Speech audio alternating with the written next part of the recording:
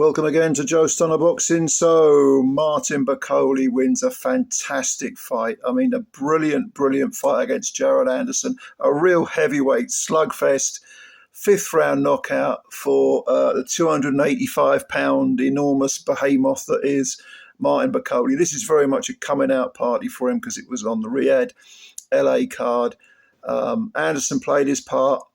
Both these guys were just absolutely tremendous. I mean, it's just tremendous entertainment watching this. Anderson came in undefeated with 17 wins, 15 KOs.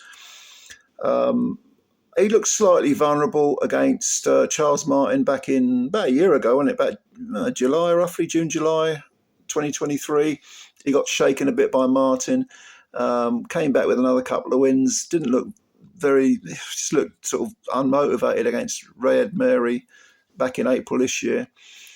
But there was nothing lacking in motivation for him this time round, because in Martin Bakole he faced a guy coming in with 20 wins, 15 KOs, and that one defeat to Michael Hunter, which seemed like an age now. I mean, 6 years ago. Seems like an age ago, doesn't it? But it's actually 6 years. And he did suffer a shoulder injury in that fight, so he blames a lot of it on that.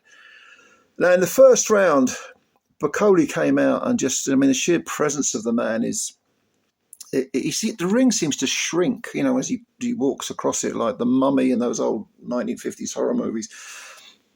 And, Anderson was banging the jab in, banging to the body. Bakole with a big, rather ample midriff.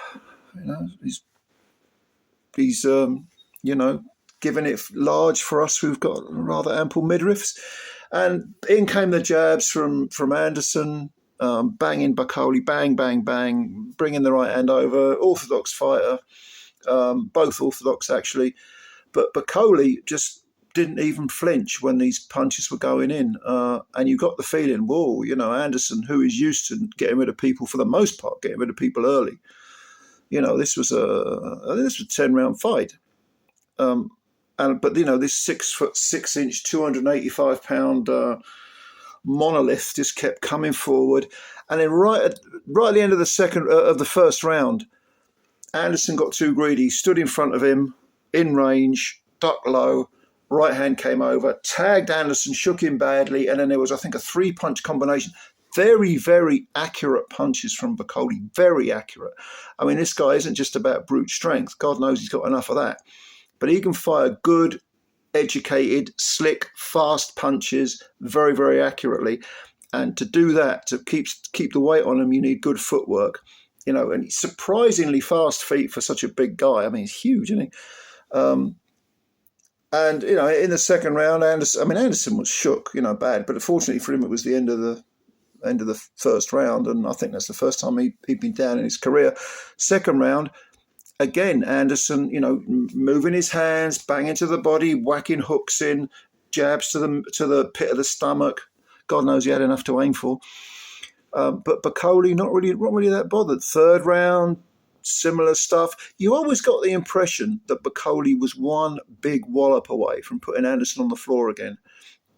And I remember, Billy Nelson in Bakole's corner, saying to him, go for the uppercut. And I think that I remember thinking that's a good bit of advice, because Anderson was swinging low, leaving himself vulnerable to the uppercut. And you could tell that he was trying to time Anderson, because Anderson, when there was distance between them, Anderson was able to pop the jab. It's not as if Bakole was backing off or kept at range. It's just that for those 4 or 5 second little pockets, Anderson was able to work his levers more. But Bakole was on him, and there was frequently you'd see Anderson with his back to the ropes and having to bob weave, sway out of the way. Oh, it's really dangerous. It was like he was swimming through shark-infested waters. And then a fourth round was kind of more of the same. It was again, I think in the fourth round, Bakole did start to get closer. That's what I noticed. But it was the fifth round where I don't think there was much of it gone. And then again, Anderson it's in range, too close, moved low, tried to move low, come in, underneath, so to speak, and Bakole whacked him with a left uppercut, which sort of spun him flat under the bottom rope. He turned over, his leg cocked up in the air, and it was a major knockdown. He got up, looked very, very shaken, understandably so. Bakole moved forward. I mean, again, such a big presence that the ring just seems tiny when you're in it. And Anderson, again, tried to exchange. I mean, the kid's got bollocks, he's only 24 compared to Bacole's 32.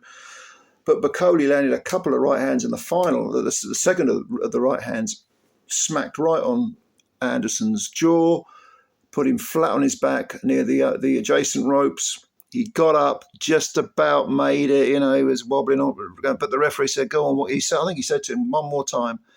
But then Anderson got pinned on the ropes. Bakole was pinging him, and the referee rightly jumped in and stopped it, and absolutely no complaints at all. He gave him every chance. Anderson showed real bottle, he showed a lot of heart, but he just got overwhelmed by this. He calls himself the Machine, I think.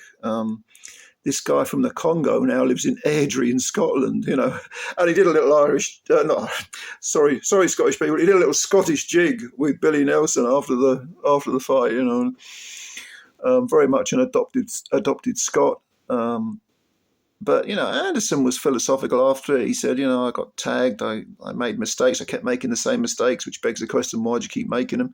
He said, I didn't listen to my corner. Why not? I mean, he's learned these lessons the hard way. But if he needs inspiration, he's only got to look at Bakole, who came back from that defeat to Michael Hunter, who, by the way, was there. And they were very cordial, Bakole and Michael Hunter. He said, I want the rematch, I want my revenge. Michael Hunter said, yeah, no problem, no. He said, well done on your win, and it was all very pleasant. That'd be a big, decent fight, but Bakole has arrived as a heavyweight force, no doubt about it. Amazing fight, wildly entertaining. Some people have said that this is the greatest card ever. I mean, do me a favour. Have